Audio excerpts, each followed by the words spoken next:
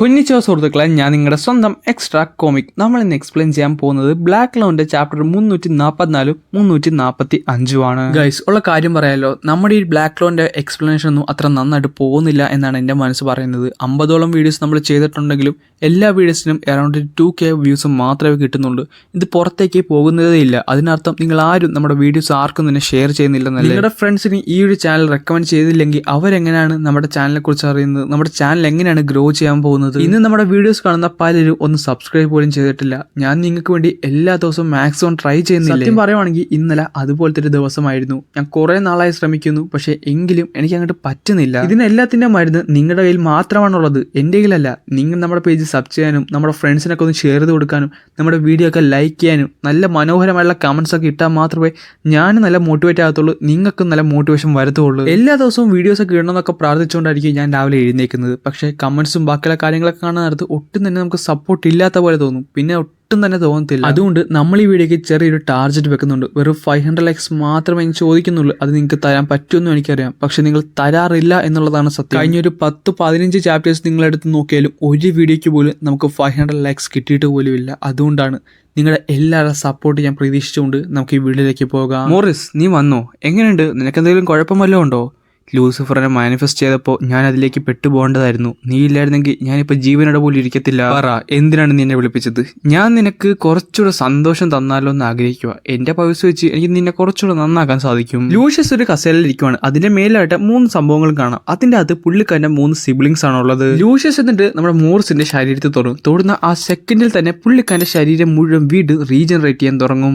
ഇതെങ്ങനെ സാധിച്ചു? നിന്റെ കണ്ണിലെ കാഴ്ച വരെ തിരിച്ചു തന്നല്ലോ. ഇത് റിക്കവർ ചെയ്യുന്നില്ല. നീ ഒരു ഹ്യൂമൻ ബോഡി തന്നെയാണ് ഇവിടെ ക്രിയേറ്റ് ചെയ്തത്. നിന്റെ ശരീരം ഒരു ദൈവത്തിന് തുല്യമാണ്. ഞാൻ നിന്റെ ശരീരത്തെ എക്സ്പെരിമെന്റ് ചെയ്ത് കഴിഞ്ഞാലെന്ന് പറയുന്നിടത്ത് പെട്ടെന്ന് പുള്ളിക്കാരന്റെ തലയിൽ നമ്മുടെ ലൂഷ്യസ് തൊടും. ഒന്നും മിണ്ടാതെ കുറച്ചു നേരം നമ്മുടെ മോറിസ് അവിടെ നിൽക്കുന്നുണ്ട്. അപ്പ നമ്മുടെ ലൂഷ്യസ് പറയുകയും ചെയ്യും, നീ നിന്റെ സോർസറിയോ മോഡിഫിക്കേഷൻ മാജിക്കോ എന്ത് വേണമെങ്കിലും യൂസ് ചെയ്തോ, പക്ഷെ അത് ലോകത്തിന്റെ നന്മയ്ക്ക് വേണ്ടിയായിരിക്കണം. ഓഫ് കോഴ്സ്, ഞാൻ അത് മാത്രമേ ചെയ്യത്തുള്ളൂ. അതേസമയം തന്നെ നമ്മുടെ സിസ്റ്റർ ലില്ലി അവിടേക്ക് വരുന്നുണ്ട്. ലൂഷ്യസ് നേരത്തെ തന്നെ പുള്ളിക്കാരനെ വിളിച്ചിരുന്നു. സിസ്റ്റർ, ഇവിടുന്ന് കുറെ ദൂരെയായിട്ട് ഒരു ഐലൻഡ് ഉണ്ട്. അതിന്റെ പേര് ലാൻഡ് ഓഫ് ദി സൺ എന്നാണ്. അവിടുത്തെ ഫ്യൂച്ചർ അത്ര നന്നായിട്ട് പോകുന്നു എനിക്ക് തോന്നുന്നില്ല. നമ്മുടെ സമാധാനപരമായ ലോകത്തിന് വേണ്ടി അതത്ര നല്ലതാവുന്നു എനിക്ക് തോന്നുന്നില്ല. ആ ഫ്യൂച്ചറിൽ എന്തൊക്കെ പ്രശ്നമുണ്ട്. അതുകൊണ്ട് തന്നെ നീ പാലഡിയൻസുമായിട്ട് അവിടേക്ക് ചെന്ന് ആ ഫ്യൂച്ചർ അങ്ങോട്ട് കട്ട് ചെയ്ത് കളഞ്ഞേക്ക്. നമ്മളുടെ മാസ്റ്ററിന് ഇപ്പൊ ഇവിടേക്ക് വരാൻ സാധിക്കത്തില്ല. അതുകൊണ്ട് നമ്മൾ തന്നെ ഇത് കൈകാര്യം ചെയ്യണം. പുള്ളിക്കാരനെ ഒരു സെക്കൻഡ് പോലും നമ്മൾ നശിപ്പിക്കാൻ പാടില്ല. ഇതൊരു സ്ട്രേഞ്ച് ആയുള്ള പട്ടണമാണല്ലോ, ഇവിടെ ഒരു മനുഷ്യരെ പോലും കാണാൻ സാധിക്കുന്നില്ല. അപ്പോഴാണ് നമ്മുടെ സിസ്റ്റർ ലില്ലി അവിടുത്തെ ആ കടലിലുള്ള ആ ഒരു സംഭവം ശ്രദ്ധിക്കുന്നത്. അവരുടെ കൂട്ടത്തിലുണ്ടായിരുന്ന ഒരു പലഡിയൻ ആ ഒരു സംഭവം പൂർണ്ണമായിട്ട് നശിപ്പിച്ച് കളയും. എന്നിട്ട് പുള്ളിക്കാരുടെ കൂടെ ഉണ്ടായിരുന്ന യുറിലെടുക്കെ പുള്ളിക്കാരി പറയുകയും ചെയ്യും, നിനക്ക് ഇവിടെ സഹായിക്കാൻ സാധിക്കും. അങ്ങനെ യുറിൽ കിടന്ന് കാറാൻ തുടങ്ങും. പുള്ളിക്കാരുടെ മാജിക് അവിടെ ആക്ടിവേറ്റ് ചെയ്യുമായിരുന്നു. ആ കറുത്ത് കിടന്ന കടൽ പെട്ടെന്ന് അനങ്ങാൻ തുടങ്ങും. അതിൽ നിന്ന് 5 ഭീമാകാരമായ ഡ്രാഗൺസ് പുറത്തേക്ക് വരും. എന്നിട്ട് നമ്മുടെ സിസ്റ്റർ പറയുന്നുണ്ട്, ഈ 5 സേക്രഡ് ഡ്രാഗൺസിന്റെ സഹായത്തോടു കൂടി നമ്മൾ ലാൻഡ് ഓഫ് ദി സൺ അങ്ങനെ സാക്രിഫൈസ് ചെയ്യാൻ പോകുവാണ്. ഇത് നല്ല കഥ.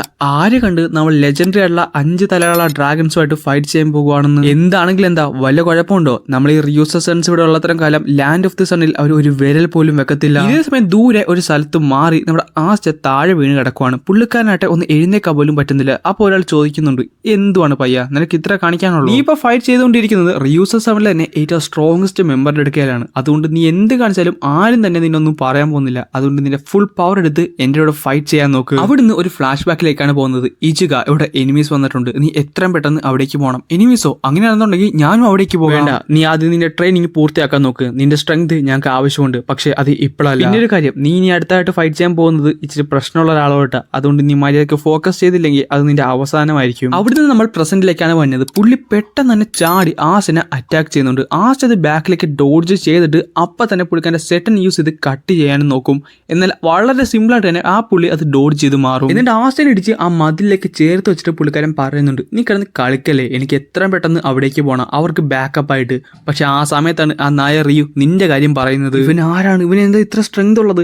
സെറ്റൻ എക്സ്ചേഞ്ച് വെച്ച് നോക്കാനാണെങ്കിൽ എനിക്ക് ഇവന്റെ അടുത്ത് പോലും വരാൻ സാധിക്കുന്നില്ല. പക്ഷേ ഇയാളുള്ളത്രയും കാലം എനിക്കൊരു കുഴപ്പമില്ല. പുള്ളിക്കാരന്റെ പേര് ഫുജിയോ എന്നാണ്. അവന്റെ യൂജിറ്റ്സു ഇവിടെ ഉള്ളത്രയും കാലം എനിക്ക് ഡാമേജ് ഒക്കെ വളരെ കുറച്ച് എടുക്കത്തുള്ളൂ. അത് മാത്രമല്ലാതെ എന്റെ സ്ട്രെങ്ത് പെട്ടെന്ന് തന്നെ എനിക്ക് തിരിച്ചു കിട്ടുന്നുണ്ട്. നീ ഒന്നും പേടിക്കാതെ തന്നെ ഫൈറ്റ് ചെയ്തോ. റിയുവിന് നിന്നെ ഹെൽപ്പ് ചെയ്യണമെന്നുണ്ടായിരുന്നു. അതുകൊണ്ട് തന്നെ നീ ഒന്നും ഓർക്കണ്ട, ഞാൻ നിന്റെ പുറകിലുണ്ട്. പെട്ടെന്ന് പുള്ളിക്കാരൻ്റെ സ്ട്രെയിൻ്റെ ഒക്കെ റീഗെയിൻ ചെയ്തിട്ട് ആ പുള്ളിനെ ബാക്കിലേക്ക് തള്ളുന്നുണ്ട്. അപ്പൊ പുള്ളി മനസ്സിൽ പറയുന്നുണ്ട്, ഇപ്പോഴല്ല എനിക്ക് മനസ്സിലായ റിയു നിന്റെ മേലിൽ എന്താ ഒരു കണ്ണ് വെച്ച്. എന്നാൽ പെട്ടെന്ന് ആസിനെ തള്ളി പുറത്തേക്ക് വിട്ടിട്ട് പുള്ളിക്കാരൻ പറയുന്നുണ്ട്, നീ ഇങ്ങനെയാണെന്നുണ്ടെങ്കിൽ നീ നിന്റെ ജീവിതത്തിൽ ഒരിക്കൽ പോലും സെറ്റ് ആൻഡ് മാസ്റ്റർ ചെയ്യത്തില്ല.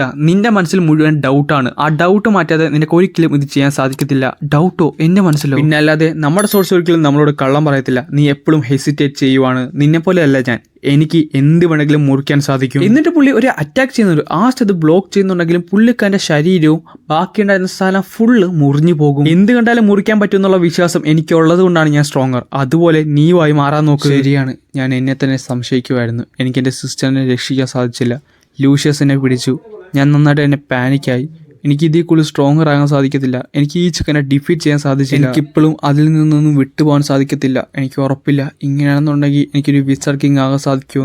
ഞാൻ ഒരു കാര്യം പറയാം, നീ ഇവിടുത്തെ സ്ട്രോങ്ങസ്റ്റ് വാരിയറായിട്ടാണ് ഫൈറ്റ് ചെയ്യണത്. അതിൻ്റെ ഇടയ്ക്ക് ഇതുപോലത്തെ കളി തമാശയായിട്ട് എൻ്റെ നേരെ വന്നാൽ മാസ്റ്ററുടെ മനസ്സിലൂടെ കുറേ അധികം ഓർമ്മകൾ പോകുന്നുണ്ട്. അത് യൂണോ ആയിരുന്നുണ്ടെങ്കിൽ പുള്ളിക്കാരന് സിസ്റ്ററിനെ രക്ഷിക്കാൻ സാധിക്കുമായിരുന്നു. അവന് ഗ്രാൻഡ് മാജിക് നൈറ്റ് ആകാൻ സാധിക്കുമായിരുന്നു. അവൻ എന്നെക്കാട്ടും മുമ്പ് ഞാനിവിടുത്തെ സ്ട്രോങ്സ്റ്റ് ഗായ ആയതുകൊണ്ട് പറയുവാണ്, ഞാൻ നിന്റെ ഉള്ളിലുള്ള എല്ലാം തന്നെ വലിച്ച് പുറത്തിറക്കിയിരിക്കും. ഇത് കേൾക്കാൻ നേരത്ത് ആ സ്റ്റെപ്പ് പെട്ടെന്ന് ഞെട്ടുന്നുണ്ട്. അവിടുന്ന് നമ്മുടെ റീയൂസർ സെവനുള്ള സ്ഥലത്തേക്കാണ് പോകുന്നത്. അതിൻ്റെ അകത്ത് ഒരാളാവട്ടെ നന്നായിട്ട് എന്നെ പേടിക്കുന്നുണ്ട്. പുള്ളിക്കാരി പറയുന്നുണ്ട്, എല്ലാം തീർന്നു, ഇതാണ് എൻ്റെ അവസാനത്തെ ദിവസം, എനിക്ക് എന്ത് ചെയ്യാൻ സാധിക്കും. എന്നിട്ട് പുള്ളിക്കാരി നന്നായിട്ടിരുന്ന് വിയർക്കുന്നൊക്കെ ഉണ്ട്. സിസ്റ്ററായിട്ട് ഇത് കാണുമ്പോൾ പറയുന്നുണ്ട്, ഷോ എന്ത് പാവപ്പെട്ട കൊച്ചാണ് നോക്കിയേ, നീ പേടിക്കണ്ട, ഞാൻ നിന്നെ വളരെ പെട്ടെന്ന് തന്നെ കൊന്നേക്കാം. മതി കിടന്ന് കരയാതാ, നീ അത് നിന്റെ സോഡ് പുറത്തിറക്കാൻ നോക്ക് ലേഡി കിസോക്ക. പുള്ളിക്കാരി തന്റെ സോഡ് പുറത്തേക്ക് ഇറക്കിയത് പിന്നെ കാണിക്കുന്നത് സിസ്റ്ററിന്റെ പുറകിലാണ്. സിസ്റ്ററിന്റെ ഒരു കൊമ്പും പുള്ളിക്കാരുടെ ശരീരവും മുറിഞ്ഞിട്ടുണ്ട്. എന്നിട്ട് ആകാശത്ത് കിടന്ന് പുള്ളിക്കാരി കിടന്ന് കാറുവാണ്. ഞാൻ ഇന്നിവിടെ ചോര കൊണ്ട് അമ്മാനെ പാടും. ഞാൻ ഇന്നൊരു ചോര മഴ തന്നെ പെയ്യിപ്പിക്കും. നീയാൾ കൊള്ളാലോ, ഞാൻ വിചാരിച്ച പോലെ ഒന്നും അല്ലെന്ന് പറഞ്ഞുകൊണ്ടാണ് ഈ ചാപ്റ്റർ അങ്ങനെയോട് അവസാനിക്കുന്നത്.